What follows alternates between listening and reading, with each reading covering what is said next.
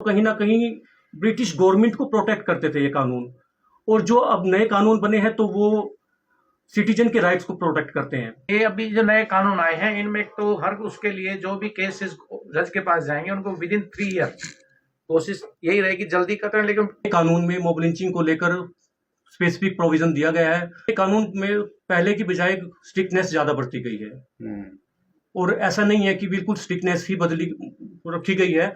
Cyber अपराध के बारे में इससे पब्लिक को बड़ा बेनिफिट होगा। आम पब्लिक को साइबर अपराध से छुटकारा मिलने की संभावनाएं हैं।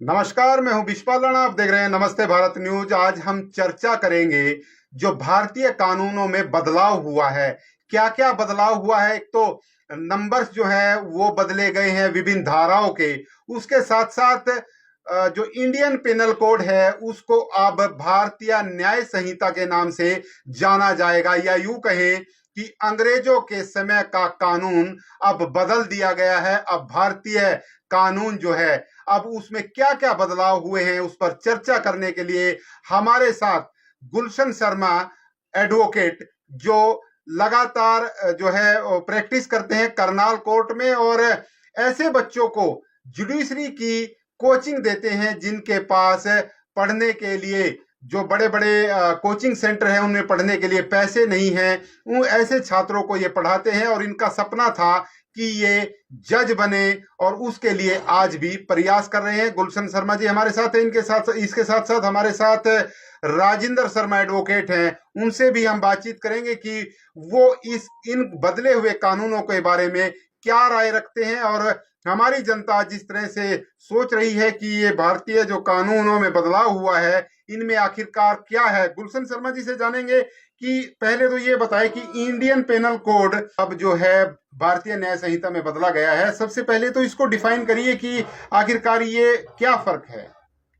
जी देखिए, पहले आईपीसी नाम से कानून हुआ करता था, इंडियन पेनल कोड 1860। अब बदलकर इसका रूप बीएनएस कर दिया गया है, भारतीय न्याय संहिता।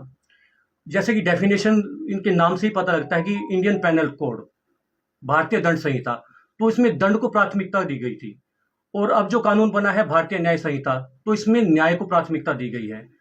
तो इसका जो भारतीय न्याय संहिता का मतलब है, जो भारतीय शब्द है वो भारत की भौगोलिक क्षेत्र को दर्शाता है, और न्याय शब्द ये दिखाता है कि इसमें न्याय प्रदान किया जाएगा, न्याय को प्राथमिकता दी जाएगी। और कोड का मतलब ये है कि पुराने कानून को आधार बनाकर इसको बनाया गया, इसलिए इसको कोड वर्ड दिया गया है, संहिता वर्ड दिया गया है, एक्ट वर्ड नहीं दिया गया।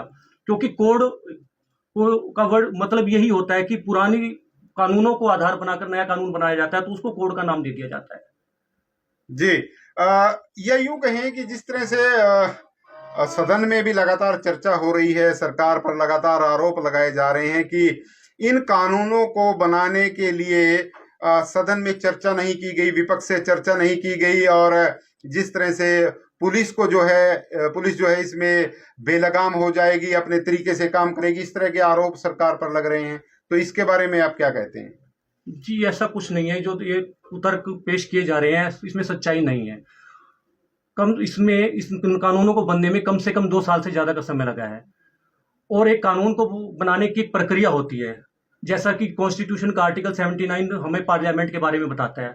पार्लियामेंट राष्ट्रपति, काउंसिल ऑफ स्टेट्स और हाउस ऑफ पीपल को मिलाकर बनती है।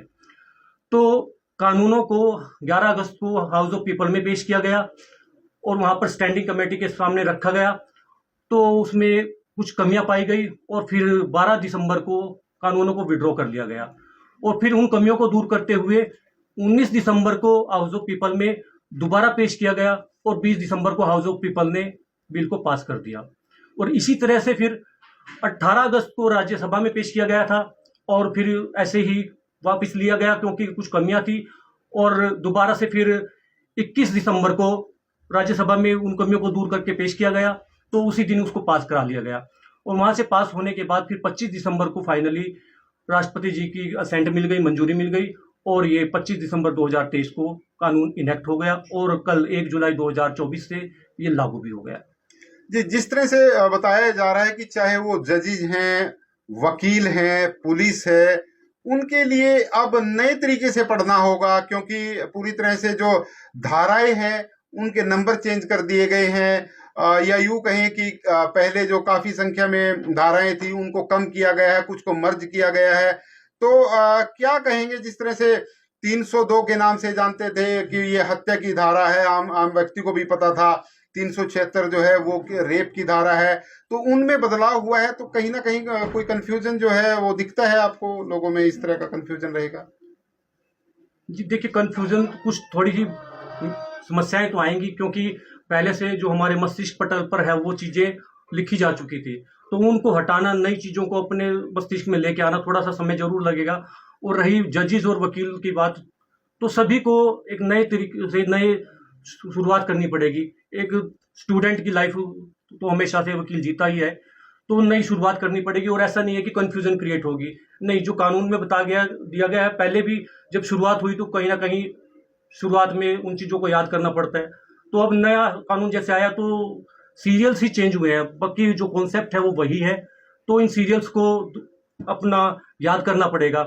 और रही जैसे बात आपने बताया कि 302, पहले 302 के नाम से जाना जाता था मर्डर, अब ठीक है, ये सीरियल नंबर चेंज हुए, 103 में आ गया है।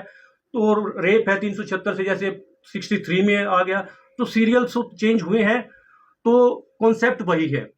और साथ ही साथ ऐसा नहीं है कि सिर्फ सीरियल ही चेंज करके नया नाम दे दिया गया, नहीं, इसमें नए कानून भी रखे गए हैं, क्योंकि समय के साथ साथ देखो जो अपराध हैं उनकी भी जो वेरिएशंस है वो बदले हैं। क्योंकि पहले, जैसे एग्जांपल के लिए बताता हूँ, पहले ऑनलाइन कोई काम नहीं होता था, डिजिटल इंडिया नहीं था, तो जैसे ही ऑनलाइन काम शुरू हुआ तो ऑनलाइन फ्रॉड भी शुरू हुआ। और बहुत से कानून ऐसे हैं उस समय नहीं थे जब, क्योंकि अंग्रेजों ने बनाए थे, अंग्रेजों ने 1860 में ये कानून बनाया, तो उन्होंने जिस कानून को बनाया था तो उस समय जो समय की मांग थी उसके अकॉर्डिंग बनाया, और कहीं ना कहीं ब्रिटिश गवर्नमेंट को प्रोटेक्ट करते थे ये कानून। और जो अब नए कानून बने हैं तो वो सिटीजन के राइट्स को प्रोटेक्ट करते हैं। पहले कानून कुछ ऐसे थे जो अब वो जो समय की मांग के साथ साथ उस समय नहीं थे। अब नए कानून में बहुत से जो ऑफेंस है जोड़े गए हैं, जैसे कि सेक्शन 111 नया आया है, ऑर्गेनाइज क्राइम, सेक्शन 112 ये भी नया है, petty organised crime, section 113 terrorism act ये भी नया है जो पहले आईपीसी में नहीं था। और बहुत से ऐसे हैं और प्रावधान जो आए हैं, एक ट्रांसजेंडर जो आईपीसी कहीं डिफाइन नहीं करती थी, तो ट्रांसजेंडर को रखा गया है। कुछ कानून ऐसे थे जो आईपीसी में अननेसेसरी भी थे, जो उपयोग में नहीं थे, जो यूज में नहीं आ रहे थे, तो उनको हटाया भी गया है। और ट्रांसजेंडर को लेकर एक बात करेंगे कि ट्रांसजेंडर को वो तो पहले भी थे, लेकिन उनको जो इंडियन पेनल कोड था उसमें जगह नहीं मिली, सीआरपीसी में जगह नहीं मिली, तो अब क्या उनको जगह मिली है? क्या उनके लिए, अगर उनके साथ कोई व्यवहार होता है, किसी तरह का अपराध होता है, तो उसके लिए क्या सजा रखी गई है? उसमें कहीं ना कहीं उसमें जो मेल और फीमेल को डिफाइन जो करते हैं, उसके साथ साथ ट्रांसजेंडर को डिफाइन किया गया। आईपीसी में ट्रांसजेंडर को डिफाइन नहीं किया गया था, तो अब इसमें डिफाइन जो ट्रांसजेंडर को किया गया है, तो इसी तरह से वो एप्लीकेबल होंगे कानून जिस तरह से मेल और फीमेल पर एप्लीकेबल होते हैं जी।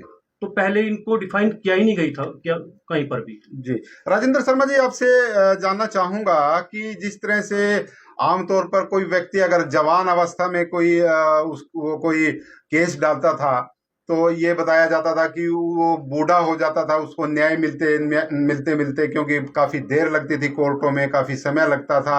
अब क्या लगता है कि जैसे नए कानून बने हैं, इनमें कोई समय की लिमिट लगी है, कोई बाध्यता आई है? आपको क्या लगता है? हाँ जी, ये अभी जो नए कानून आए हैं इनमें एक तो हर उसके लिए जो भी केसेस जज के पास जाएंगे उनको विद इन 3 ईयर, कोशिश यही रहेगी जल्दी करें, लेकिन मैक्सिमम समय दे दिया 3 ईयर्स।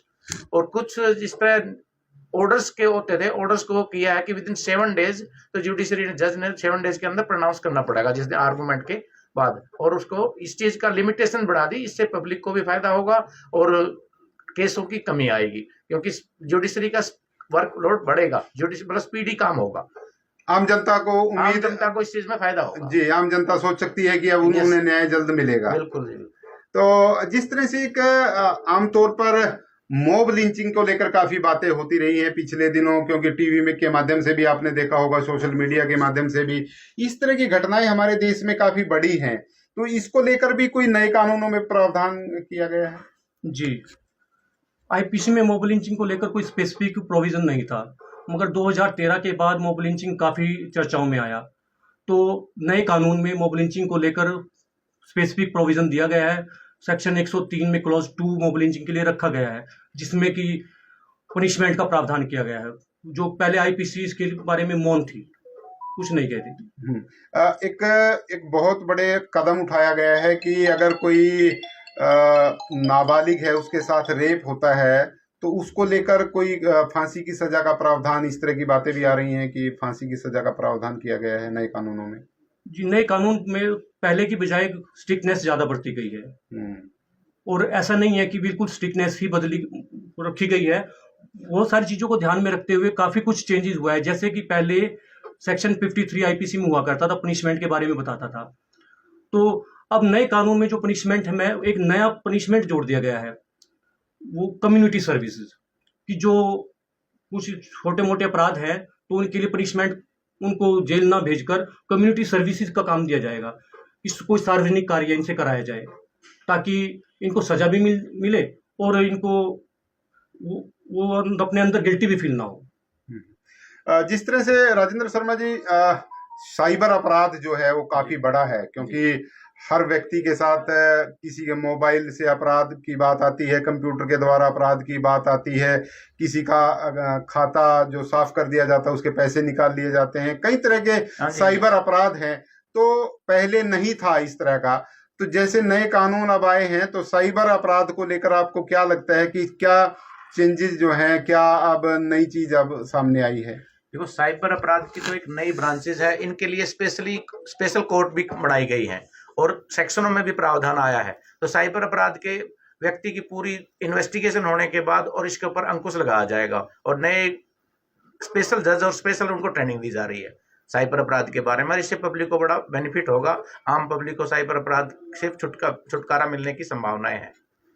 जी जी, तो हमने काफी चर्चा की है, लंबी चर्चा किसी दिन और करेंगे। जैसा कि मैंने पहले भी बताया कि गुलशन शर्मा जी जो हैं वो काफी एक्टिव हैं, ऑनलाइन क्लास भी चलाते हैं। जो बच्चे जज बनना चाहते हैं या सरकारी वकील बनना चाहते हैं उनको लेकर ये अपने चैम्बर में क्लास चलाते हैं, ऑनलाइन क्लास चलाते हैं, और ये चाहते हैं कि ज्यादा से ज्यादा बच्चे, जो ऐसे बच्चे जो मोटी मोटी फीस नहीं दे सकते, जो दिल्ली या चंडीगढ़ में जो बच्चे तैयारी करते हैं उस तरह से वो तैयारी नहीं कर सकते, तो वो इनके पास आ सकते हैं। तो गुलशन जी, ऐसे बच्चों के लिए आप किस तरह से उनको पढ़ाएंगे, क्या तैयारी कर रहे हैं, कितना आपका चैम्बर नंबर है, कहाँ पर आप बैठते हैं और कैसे आपसे ऑनलाइन बच्चे कोचिंग ले सकते हैं?